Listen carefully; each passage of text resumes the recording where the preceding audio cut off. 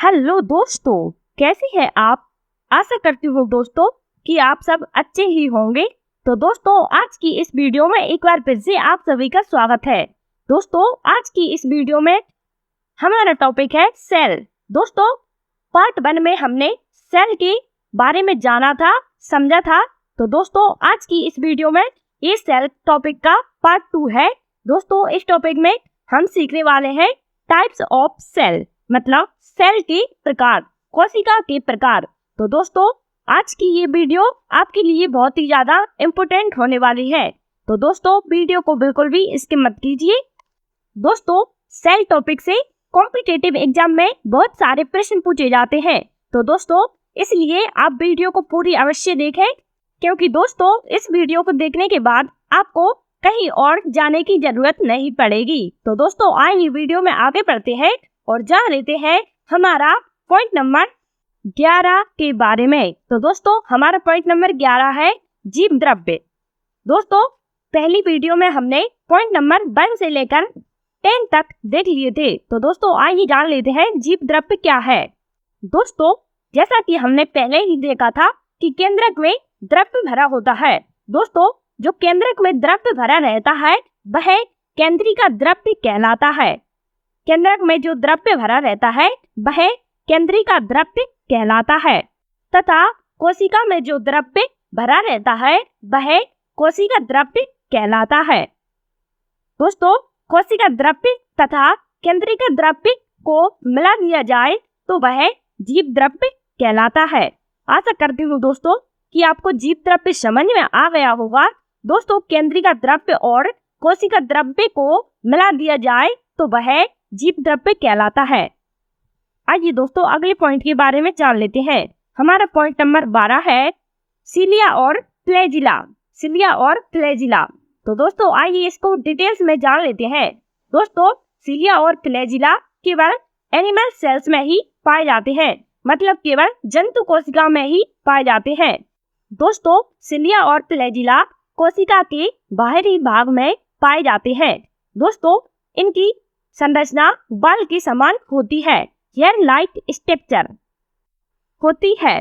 दोस्तों, सिलिया और फ्लैजिला कोशिका को हिलने डुलने में मदद करते हैं। दोस्तों, अगर कोशिका के पास पोषक पदार्थ तरल अवस्था में है तो वह इस पदार्थ को चूस लेती है, बाल के माध्यम से, या खींच लेती है या चूस लेती है। दोस्तों, सिलिया और फ्लैजिला कैसे होते हैं आकृति में, आइए दोस्तों जान लेते हैं। सिलिया और फ्लैजिला दोस्तों कोशिका के बाहरी भाग में पाए जाते हैं और यह बड़े बाल होते हैं, उनको दोस्तों हम फ्लैजिला कहते हैं। और दोस्तों, जो छोटे बाल होते हैं उनको हम सिलिया कहते हैं। आशा करती हूँ दोस्तों कि आपको सिलिया और फ्लैजिला समझ में आ गया होगा। आइए दोस्तों, एक बार फिर से इसका रिवीजन कर लेते हैं। सिलिया और फ्लैजिला केवल एनिमल सेल्स में ही पाए जाते हैं। दोस्तों, इनकी संरचना बाल के समान होती है। दोस्तों, यह कोशिका को हिलने डुलने में मदद करते हैं। अगर कोशिका के पास पोषक पदार्थ तरल अवस्था में है तो वह इस पदार्थ को बालों के माध्यम से चूस लेते हैं। और दोस्तों, बड़े बाल होते हैं उनको हम फ्लैजिला कहते हैं, और जो छोटे बाल होते हैं उनको हम सिलिया कहते हैं। दोस्तों, यही सिलिया और फ्लैजिला कोशिका को गति प्रदान करते हैं। आशा करती हूँ दोस्तों कि आपको सिलिया और फ्लैजिला समझ में आ गया होगा। आ गया हो तो दोस्तों वीडियो को लाइक कर दीजिए। आइए दोस्तों, जान लेते हैं पॉइंट नंबर 13 के बारे में। हमारा पॉइंट नंबर 13 है लवक। लवक। आइए दोस्तों, लवक के बारे में जान लेते हैं। दोस्तों, लवक पादप कोशिका का सबसे बड़ा पार्ट होता है और यह केवल पादपों में पाया जाता है। दोस्तों, लवक 3 प्रकार के होते हैं। दोस्तों, इस बारी स्लाइड में देखिए, हमने लवक को बहुत ही डिटेल में समझा है, जाना है। तो दोस्तों, आइए जान लेते हैं लवक के तीनों भागों के नाम। नंबर 1 पे आता है क्लोरोप्लास्ट। क्लोरोप्लास्ट, इसको हिंदी में हरित लवक कहते हैं। क्लोरोप्लास्ट यह तना और पत्ती में पाया जाता है। दोस्तों, यही भोजन का निर्माण करता है। दोस्तों, क्लोरोप्लास्ट तना और पत्ती में पाया जाता है, यही भोजन का निर्माण करता है। पॉइंट नंबर 2 नंबर पर आता है ल्यूकोप्लास्ट। इसको हिंदी में अवर्णित नवक कहा जाता है। दोस्तों यह भोजन का संग्रहण करता है। दोस्तों इसमें किसी भी प्रकार का रंग नहीं पाया जाता। दोस्तों जैसे कि किसी भी पेड़ की जड़ और मूल में किसी भी प्रकार का रंग नहीं पाया जाता, तो वह ल्यूकोप्लास्ट या अवर्णित लवक के कारण होता है। आइए दोस्तों आप पॉइंट नंबर 3 के बारे में जान लेते हैं। हमारा पॉइंट नंबर 3 है क्रोमोप्लास्ट। क्रोमोप्लास्ट दोस्तों इसको हिंदी में कहते हैं वर्णित लवक। दोस्तों यह रंग प्रदान करता है। जैसे दोस्तों मान लीजिए ये नीचे लिखा है कैरोटीन, यह गाजर को रंग प्रदान करता है, और बीरानोल यह चुकंदर को रंग प्रदान करता है, और लाइकोपेन यह टमाटर को रंग प्रदान करता है, और जेंटोफिल पीला रंग का होता है। आशा करती हूँ दोस्तों कि आपको ये लवक भी समझ में आ गया होगा। दोस्तों आइए अब हम पॉइंट नंबर 14 के बारे में जान लेते हैं।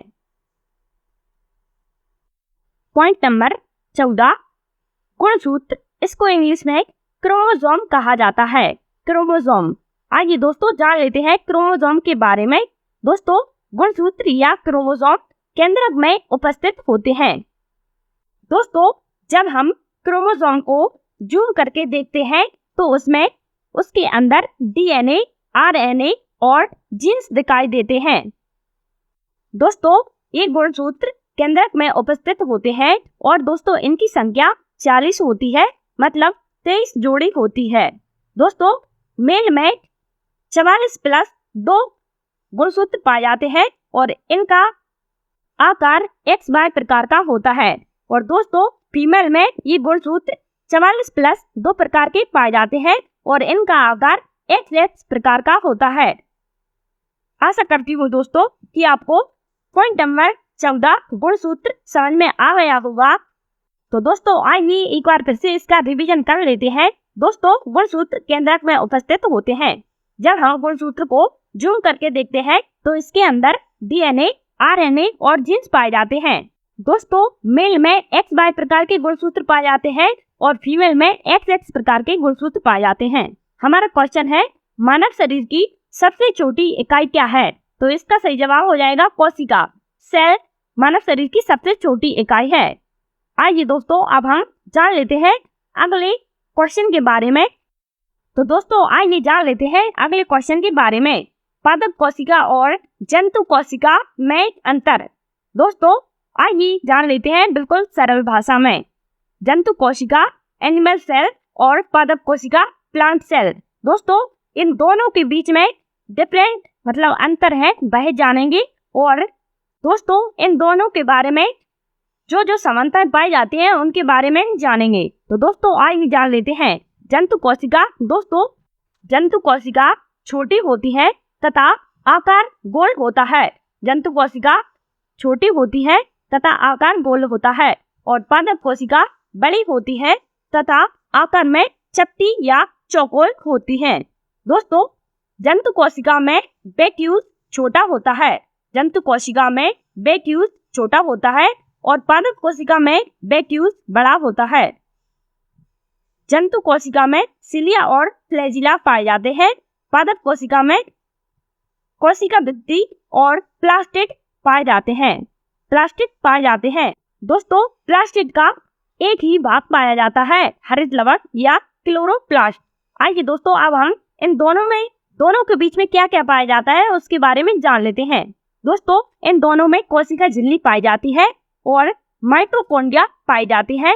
दोस्तों इन दोनों में एंडोप्लाज्मिक रेटिकुलम पाया जाता है, और दोस्तों इसमें राइबोसोम 80S प्रकार का पाया जाता है, और दोस्तों इन दोनों में गोल्गी बॉडी पाई जाती है और दोनों के बीच केंद्रक पाया जाता है।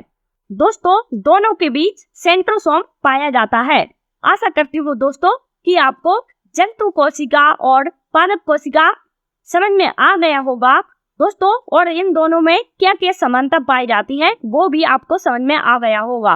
तो दोस्तों आइए वीडियो में आगे बढ़ते हैं और एक बार फिर से रिवीजन कर लेते हैं। जंतु कोशिका छोटी होती है तथा आकार गोल होता है।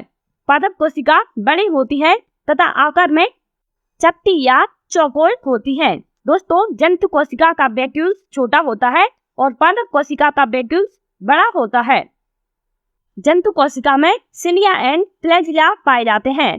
पादप कोशिका में सेल वॉल मतलब कोशिका भित्ति और प्लास्टिड पाए जाते हैं। दोनों के बीच समानता दोस्तों ये देख लीजिए, दोनों के बीच कोशिका झिल्ली पाई जाती है और दोनों में माइटोकॉन्ड्रिया पाई जाती है। दोस्तों दोनों में एंडोप्लाज्मिक रेटिकुलम पाया जाता है और दोनों में 80S प्रकार का राइबोसोम पाया जाता है। दोनों के बीच गोल्गी बॉडी मतलब गोल्गिकाएं पाई जाती है और दोनों के बीच न्यूक्लियस केंद्र पाया जाता है। दोस्तों दोनों के बीच सेंट्रोसोम भी पाए जाते हैं। ये दोनों में समानता है। आशा करती हूँ दोस्तों कि आपको पादप कोशिका और जंतु कोशिका में अंतर समझ में आ गया होगा। आइए दोस्तों अब हम कोशिका के बारे में जान लेते हैं। दोस्तों कोशिका दो प्रकार की होती है। नंबर 1 प्रोकैरियोटिक कोशिका और नंबर 2 यूकैरियोटिक कोशिका। आइए दोस्तों अब हम प्रोकैरियोटिक और यूकैरियोटिक कोशिका के बारे में विस्तार से जान लेते हैं। प्रोकैरियोटिक कोशिका प्रारंभिक कोशिका होती है। दोस्तों इसको हम नग्न आंखों से नहीं देख सकते, आकार में छोटी होती है और दोस्तों यह अविकसित कोशिका होती है। दोस्तों यह केवल मुख्य अंग में ही पाई जाती है। इसका एग्जाम्पल है नील हरित शैवाल। आशा करती हूँ दोस्तों कि आपको प्रोकैरियोटिक कोशिका समझ में आ गई होगी। आइए दोस्तों एक बार फिर से रिवीजन कर लेते हैं। प्रोकैरियोटिक कोशिका यह प्रारंभिक कोशिका होती है। दोस्तों यह अविकसित कोशिका होती है। इसको हम नग्न आंखों से नहीं देख सकते, यह केवल मुख्य अंग में ही पाई जाती है। एग्जाम्पल नील हरित शैवाल। नील हरित शैवाल में ही ये पाई जाती है। दोस्तों आशा करती हूँ कि आपको प्रोकैरियोटिक कोशिका समझ में आ गई होगी। तो दोस्तों आइए अब हम यूकैरियोटिक कोशिका के बारे में जान लेते हैं। पॉइंट नंबर 2 यूकैरियोटिक कोशिका। दोस्तों यूकैरियोटिक कोशिका पादप और जंतु दोनों में पाई जाती है। यह विकसित कोशिका होती है। दोस्तों यह बड़े जीवों में पाई जाती है। दोस्तों यूकैरियोटिक कोशिका के दो भाग होते हैं। आइए दोस्तों इन दोनों भागों के बारे में जान लेते हैं। यूकैरियोटिक कोशिका दो प्रकार की होती है। नंबर 1 जंतु कोशिका और नंबर 2 पादप कोशिका। दोस्तों पहले ही हमने सीख लिया है कि जंतु कोशिका और पादप कोशिका क्या होते हैं। तो दोस्तों आप वीडियो को पीछे करके देख सकते हैं। आइए दोस्तों अब हम इनके बारे में डिटेल्स में जान लेते हैं कि प्रोकैरियोटिक कोशिका और यूकैरियोटिक कोशिका में क्या अंतर है, क्या डिफरेंस है। तो दोस्तों आइए वीडियो में आगे बढ़ते हैं और इन दोनों के बारे में अंतर जान लेते हैं। दोस्तों इस स्लाइड में बहुत ही आसानी से आपको अंतर समझ में आ जाएगा, प्रोकैरियोटिक कोशिका और यूकैरियोटिक कोशिका में अंतर। और दोस्तों इन दोनों में क्या क्या समानता है, मतलब दोनों में क्या क्या पाया जाता है, तो वो भी आपको आसानी से समझ में आ जाएगा। दोस्तों प्रोकैरियोटिक कोशिका छोटी होती है और यूकैरियोटिक कोशिका बड़ी होती है। प्रोकैरियोटिक कोशिका में केंद्रक अविकसित होता है और यूकैरियोटिक कोशिका में केंद्रक विकसित होता है। दोस्तों आइए इन दोनों के बारे में जान लेते हैं कि दोनों में क्या क्या पाया जाता है। दोस्तों प्रोकैरियोटिक कोशिका और यूकैरियोटिक कोशिका में सिलिया और फ्लैजिला पाए जाते हैं। दोस्तों दोनों में डीएनए पाया जाता है और दोनों में जीव द्रव्य पाया जाता है। प्रकाश संश्लेषण पाया जाता है और कोशिका झिल्ली दोनों में पाई जाती है। दोस्तों और दोनों में कोशिका भित्ति अलग अलग पदार्थों की बनी होती है। दोस्तों प्रोकैरियोटिक कोशिका में कोशिका भित्ति पेप्टाइडोग्लाइकेन की बनी होती है और यूकैरियोटिक कोशिका में कोशिका भित्ति सेल्यूलोज की बनी होती है। दोस्तों प्रोकैरियोटिक कोशिका में राइबोसोम 70S प्रकार के होते हैं और यूकैरियोटिक कोशिका में राइबोसोम 80S प्रकार के होते हैं।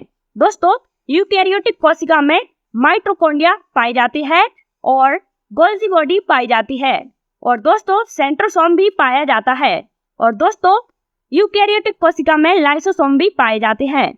तो दोस्तों आशा करती हूँ कि आपको प्रोकैरियोटिक कोशिका और यूकैरियोटिक कोशिका में अंतर समझ में आ गया होगा। तो दोस्तों वीडियो को यहीं पर एंड करते हैं। दोस्तों आशा करती हूँ कि आपको वीडियो अच्छी लगी होगी। अगर वीडियो थोड़ी सी भी हेल्पफुल लगी हो तो वीडियो को लाइक करके चैनल को सब्सक्राइब जरूर कर लीजिए। वीडियो देखने के लिए आपका बहुत बहुत धन्यवाद। Thanks for watching. Thank you.